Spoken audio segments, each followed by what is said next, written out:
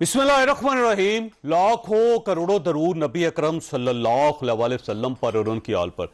Executive और judiciary की लड़ाई फैलती चली जा रही है। अब सुप्रीम कोर्ट ऑफ पाकिस्तान ने फैसल वाडा साहब की कल की जो तकरीर थी, जो प्रेस ब्रीफिंग थी, उसका नोटिस ले लिया है और बेंच बन चुका है। मेरा ख्याल है सुबह उसकी हेयरिंग भी हो रही है। लेकिन यहाँ पे एक सवाल ये पैदा होता है कि क्या सिर्फ फैसल वाडा साहब को ही बुलाया जाएगा, क्योंकि अब तो 5 लोग शामिल हो चुके हैं इस सारे खेल के अंदर। उसमें कामरान टसूरी साहब है जो गवर्नर सिंध हैं, उन्होंने भी इसी किस्म के अल्फाज का इजहार किया था। फिर तलाल चौधरी साहब है जिनका ताल्लुक पाकिस्तान मुस्लिम लीग नून के साथ है, वो सेनेटर हैं।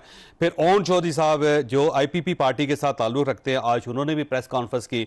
और मुस्तफ़ा कमाल साहब ने जो जिनका ताल्लुक MKM के साथ है, उन्होंने भी प्रेस कॉन्फ्रेंस की। और मेरी इतला के मुताबिक इतने लोग मजीद भी तैयार हैं। तो अगर फर्ज करें कि रोजाना की बुनियाद पे कोई 2-4 प्रेस कॉन्फ्रेंसेस होती हैं और वो सब लोग यही बात करते हैं कि जनाब आप बताएं कि अगर आप किसी और मुल्क के शहरी हैं या आपने वहां का ग्रीन कार्ड लिया हुआ है और आप जज बन सकते हैं या नहीं बन सकते, तो फिर सुप्रीम कोर्ट ऑफ पाकिस्तान क्या सबको बुलाएगी?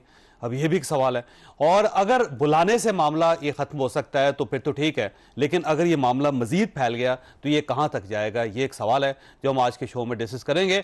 और आज इमरान खान साहब की पेशी हुई, वीडियो लिंक के जरिए ही सही, लेकिन सुप्रीम कोर्ट ऑफ पाकिस्तान के अंदर पेशी हुई और उनकी एक तस्वीर लीक हुई जो बहुत ज़्यादा वायरल हुई। और उसके बाद फिर तहकीकाती कमेटी भी बनी और उस लॉ ऑफिसर को भी गिरफ्तार कर लिया गया है जिसने ये तस्वीर वायरल की थी। तो ये पाबंदियां क्यों है इतनी ज़्यादा कि आप तस्वीर फिर वायरल होती है, फिर बंदा पकड़ा जाता है? तो इससे अच्छा है आप ओपन ही कर दें या फिर बुलाएं ना। ये भी एक सवाल है जो हम आज के शो में डिस्कस करेंगे। हमारे साथ तशरीफ रखते हैं आमर इलियास राना साहब, अतर काज़मी साहब, दोनों सीनियर सहाफ़ी हैं, और हाफिज़ एहसान साहब हमारे साथ तशरीफ रखते हैं, सीनियर वकील हैं, माहिर कानून है। राना साहब ये फरमाइएगा सर, ये फैसल वाडा साहब जो है मेरा ख्याल है दोबारा एक गलत ट्रैप में आ गए, फंस गए हैं। मुझे लगता है मेरा ख्याल दूसरी मरतबा इनकी किसी ऐसा ना हो कि इनकी MNA या सेनेटरशिप चली जाए। देखे चली जाए, हमें क्या मसला इसमें? देखा ना, ये जो बोल रहे हैं, जो बात कर रहे हैं, उसकी जिम्मेदारी उनकी है। और वो आज भी TV शोज में बोल रहे हैं कि मुझे जब सुप्रीम कोर्ट, क्योंकि उनको नोटिस नहीं हुआ, और अभी कल सिर्फ अटॉर्नी जनरल को जो रूटीन की प्रैक्टिस है कि वो कल इब्तदाई सुन के और फिर इसकी दोबारा समाअत करेंगे, फिर जिसको मर्जी बुला लें। इशू ये है कि फैसल वाडा साहब आज से तो नहीं बोल रहे, और इसके बावजूद इनको इस्लामाबाद हाई कोर्ट से नायल किया गया था। ठीक है, वो अपनी शरीयत की वजह से दोहरी शरीयत उठाने पे सुप्रीम कोर्ट ने उनको रास्ता दिया। नवाज शरीफ वहीं मौजूद थे, मतलब सुप्रीम कोर्ट की बात कर रहा हूँ, उनको अकामे की बुनियाद पे उड़ा दिया गया। सजा कि जी आपने अकामा छुपाया, सारी जिंदगी के लिए नाअहल। इनको हाई कोर्ट ने सजा दी 5 साल के लिए ना। इनको नहीं सर, इनको मौका दिया सुप्रीम कोर्ट ने कि अगर आप रिजाइन कर जाएं तो इस मुद्दत के लिए आप फारिग हैं। ये अदलिया के मुख्तलिफ रुझानात की अक्कासी करते हैं। मैं बहुत पीछे नहीं जा रहा, मैं सिर्फ फैसल वाडा पे ही रह रहा हूँ। तो वो जब बात करते हैं और वो कह रहे हैं कि मुझे तो बिल्कुल मुनसिफ आला पे बड़ा एतमाद है कि उन्होंने बुलाया और मैं पेश हो जाऊंगा, जब वो पूछेंगे तो मैं बता दूंगा। और उन्होंने तो बड़े सवालात फिर उठा दिए कि जी मैंने तो किसी का नाम नहीं लिया, लेकिन मुझे प्रॉक्सी कहा गया।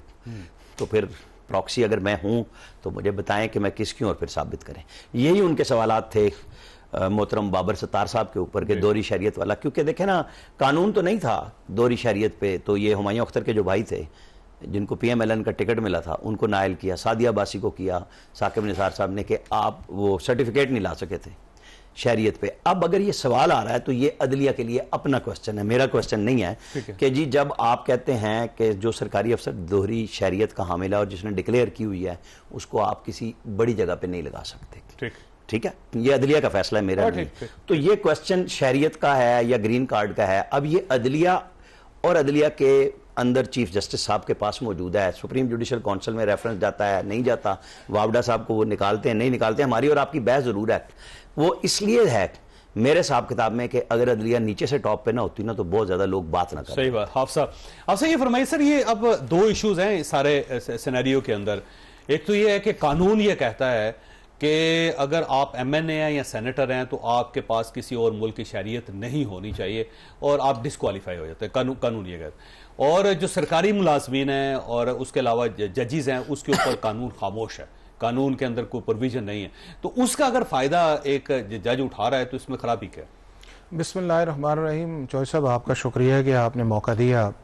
कॉन्स्टिट्यूशन तो इसके अंदर बड़ा वाज़ेह है कि पाकिस्तान के अंदर जितने भी पब्लिक ऑफिस होल्डर्स हैं ان کا ایک پروسیس کانسٹیٹیوشن کے آرٹیکل 62 اور 63 کے اندر ذکر ہے، اور اسی 63 کے اندر جو ہے کہ آپ اگر کسی دوسرے ملک کی شہریت لے لیتے ہیں تو آپ ڈسکوالیفائی کر دیتے ہیں، اور وہ اپلائی کرتا ہے آپ کے MNAs پہ، MPs پہ، اس کے بعد گرین کارڈ پہ بھی ہوتا ہے، اور سارے نا کہ جب آپ نے کسی کو ایکوائر کر لیا، اور ایکوائر کرنے کے بعد یہ ہے اب اس کے موڈ ہیں، کہیں آپ ریزیڈنٹ پرمٹ لے لیتے ہیں جس طرح کاما والی بات ہوئی، کسی جگہ جو ہے وہ آپ یہ کام کرتے ہیں کہ آپ فل آپ کی سٹیزن شپ آ جاتی ہے، کسی جگہ گرین کارڈ آ جاتا ہے.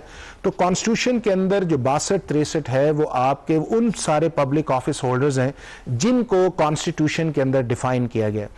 اب دوسرا یہ ہے کہ آرٹیکل 193 جو ہے کانسٹیٹیوشن کا وہ ڈیل کرتا ہے ججز کی اپوائنٹمنٹ سے، اور ججز کی اپوائنٹمنٹ کے لیے کانسٹیٹیوشن کے اندر 2 ہی کنڈیشنز ہیں. ایک کنڈیشن یہ ہے کہ آپ کی عمر جو ہے وہ 45 سال ہونی چاہیے، اور دوسرا یہ ہے کہ اگر آپ لائر ہیں تو آپ کا 10 سال کی ہائی کورٹ کی سٹینڈنگ ہونی چاہیے، اور اگر آپ جوڈیشل سروس سے آئے ہیں جس طرح سیشن ججز وغیرہ آتے ہیں تو آپ کی 10 سال سٹینڈنگ، کانسٹیٹیوشن اس حد تک ہے. لیکن میں یہ سمجھتا ہوں کہ جس کی طرف اشارہ کر کے یہ ساری چیزیں چل رہی ہیں وہ یہ کوالیفیکیشن یا ڈسکوالیفیکیشن والا ایشو نہیں ہے، وہ ہے ڈسکلوجر آف انفارمیشن کا، کہ کس سٹیج کے اوپر اس کو ڈسکلوز کیا گیا. اگر تو وہ ڈسکلوجر جو ہے at the time of opening کیا گیا ہے تو پھر تو بات بالکل ٹھیک ہے کہ اس کے اندر جو ہے، اور یہ جو آج آپ کا ایک اسلام آباد ہائی کورٹ کا لیٹر بھی آیا ہے اس کے اندر بھی انہوں نے اشارہ اسی طرف کیا ہے کہ جو ڈسکلوجر تھا وہ پہلے کی حد تک تھا. اور دوسرا یہ ہے کہ وہ جوڈیشل کمیشن کے اندر بات بھی ڈسکس کی گئی تھی. اب کیا ہونا چاہیے یا کیا نہیں ہونا چاہیے یہ آرٹیکل 62-63 کے اندر اس حد تک ذکر ہے، اس کو اس تک لے کے نہیں جانا چاہیے. لیکن جو دوسری میں اس کے اندر جو امپورٹنٹ چیز دیکھ رہا ہوں وہ یہ ہے کہ یہ ایک سیریس آف ایونٹس ہے جو پاکستان کے اندر پچھلے 12-14 سال سے چل رہا ہے، اور اس کے اندر جو ایک انوائرمنٹ ججز کا، پالیٹیشنز کا، پولیٹیکل کوسچنز کا، اس کے اندر یہ ہے کہ جو ہمیں زبان استعمال کرنی چاہیے یا چوائس آف ورڈز ہونے چاہیے اس سے ہم آہستہ آہستہ بہت آگے نکل گئے ہیں. اور ہم پاکستان کے چیف جسٹس کو بھی اس طرح ہی ڈیل کرتے ہیں کہ جس طرح شاید آپ نے دیکھا ہوگا کہ جس کا جی چاہتا ہے وہ کہتا ہے ریزائن کر دے. ہم ہائی کورٹ کے چیف جسٹس کو بھی اسی طرح کرتے ہیں، ہم پروسیڈنگز کو بھی اسی طرح کرتے ہیں. اسی طرح ججز جو ہیں ان کا بھی ایک رسپانسبلٹی جو ہے وہ یہ ہے کہ جو اپنی آبزرویشنز جو ہیں اس کے اندر بھی انہیں محتاط رہنا چاہیے، کیونکہ جج کا کام جو ہے وہ سننا زیادہ ہے، بولنا کم ہے. اور جب آپ کو اللہ تعالیٰ نے اس قلم کے اندر طاقت دی ہے تو پھر آپ اپنے فیصلے کے ساتھ اس چیز کے اندر کریں، اور وہ فیصلے اس کے اندر ہوں کہ جس کے اندر پھر اکراس دا بورڈ آئے اور لوگ اس کے اوپر کوسچن مارک نہ کریں. تو بنیادی یہی وجہ ہے کہ انہی چیزوں سے جب ہم آہستہ آہستہ نکل گئے ہیں تو پھر ہم نے نہ انسٹیٹیوشنز کی رسپیکٹ پہ جا رہے ہیں، نہ انسٹیٹیوشنز کی کریڈیبلٹی عام آدمی کے اندر ہے.